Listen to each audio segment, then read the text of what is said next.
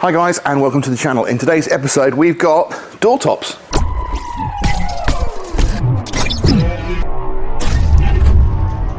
The issue we've had with our cappings is that if you can see here, they just don't sit flat.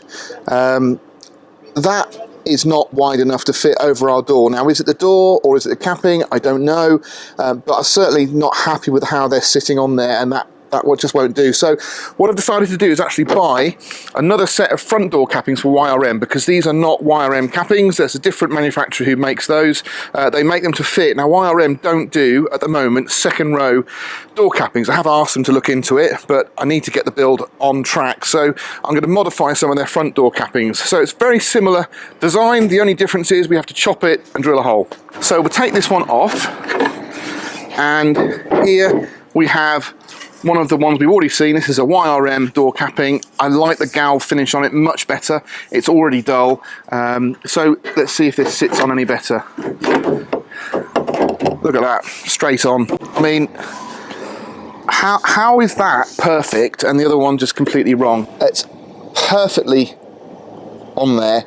There's no, I mean, it's just how it should be. We've got one hole there. Unfortunately, we're now too long. I could either use the existing one as a template, which actually is quite a good idea, because I can get the other side, mirror it on the top, and I can mark where I need to cut. Now, it's unlikely you'll be in a similar situation to me where you've got both cappings to hand. I mean, unless you ordered these and weren't happy, and then ordered these and waited to send these back, etc, etc. So I think your best course of action is actually to mark it with a marker pen and just follow the shape you've got on the back here.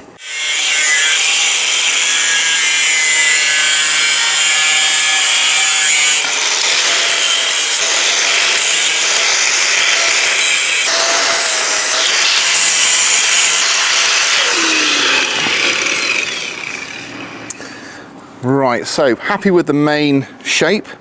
Just going to use the flap disc now just to take that back a little bit and get it tidied up.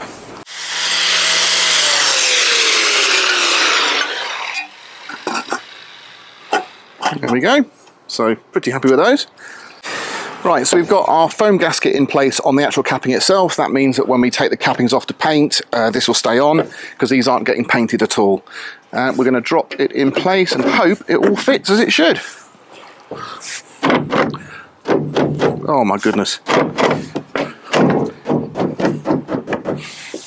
Just perfect. Really happy with that. So I'm hoping you can see there. We just need to go a little bit further forward to cover that. So it needs a love tap.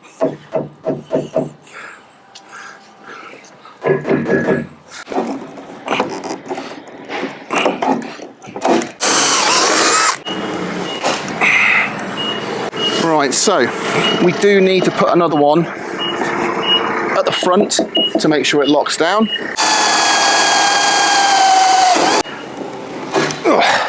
So here you can see our door could actually go with going in a little bit more, but I'm pretty happy with how that's all lined up. But super happy with the finish on that. I think that looks really nice. Now, yes, we have got a gap at the back. We could possibly form something in there, but we mustn't forget we've got exposed steel now at the back here where we've cut it. That's not protected by galv, so we're going to have to actually hand paint with a small brush some etch primer on there just to keep it from rusting. Still waiting for one last capping to go on our driver's side door, but I've got everything I need to get it installed on this passenger side front door. So we're going to need a few things. A really important part that a lot of people don't fit is this door top to door bottom rubber seal, and that needs to go pretty simply like that. We're going to trim it to fit. They're always a little bit oversized, so that's fine, but you just need to check the holes are in the right place, which they are. So this is the rubber seal, and you can just see it's got a little edge on the top, and that sits on the outside edge of the door. So we lay that on the top. We're going for galvanized door tops, which I think is a really good idea. These are quite nice because these actually come with the UNF nuts, and also you get the washers. So what I tend to find is a lot of people will fit these, but they won't use UNF nuts, and it ruins the threads, and then you've pretty much ruined your door. So the rubber, to be fair, is a little bit small. The hole, sorry.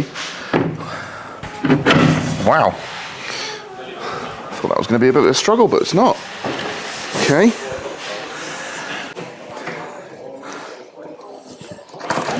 There we go.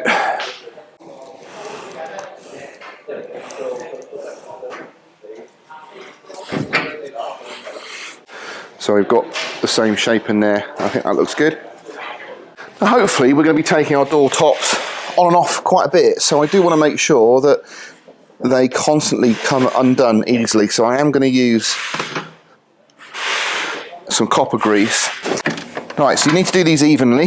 So switch from side to side as you're coming down, and make sure as it's coming down you check on the outside that your rubber's all nicely tucked in. You definitely don't want to be over tightening these. That is rigid.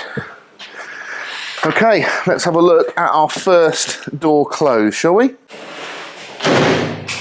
Oh yeah. So we're a bit tight on there. Now, this could move a little bit when we get the frame on, but for now what I'm going to do is just adjust those hinges there, just to see if we can bring it over a touch. And only doing that really because I don't want to damage the pillar.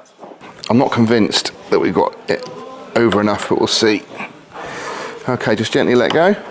So that shouldn't move. And okay, we're clear. It's not perfect, but I think when we get this on, it will move about, but we have got clearance, so it's now not touching.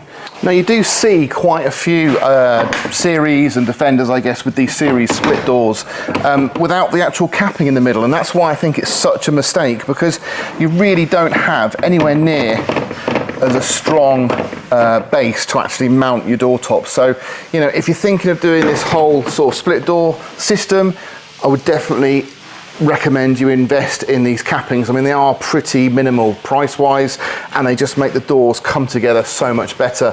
We have got a second row door top. So again, we're going to use the same strip, however, the holes will be in the wrong place. So I've cut the rubber the same shape at the front, so that will sit nicely on there. We need to find our hole at the back here. I've just put a little cross into it with my knife. It's more of a square, and to be fair, but that is still perfectly suitable. So we put this on here, we do the same again at the back, cut it to shape.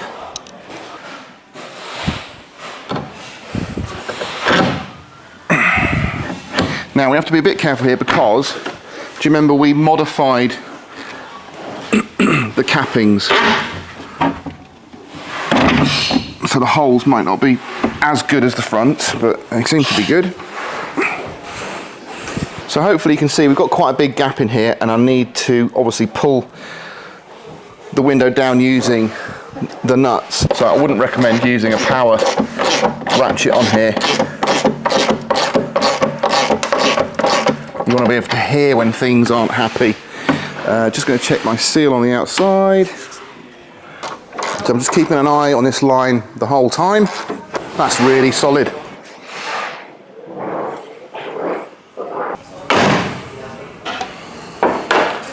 So if you look at our B pillar, we've got a small gap at the front, bigger gap at the back. So that makes me think that once we get the rack on, the actual frame, it's going to pull everything back into shape. And we can, obviously we've got the ability to work with that. We can use straps, or you can use people to sort of move all the hoops together to get it perfect. So I'm really happy with how all the doors have gone on, and I just think I made the right choice in fitting these split doors onto our 5-door conversion. So hopefully the next time, which will be probably Thursday, possibly Friday, that the video comes out, it'll be us fitting the heavy duty frame set for the soft top conversion, and then you're really going to start to see the shape of this 110 come together. So I really hope you've enjoyed the video. Please do subscribe if you haven't already. That does help the channel. Give me a thumbs up if you like, and I'll catch you on the next one.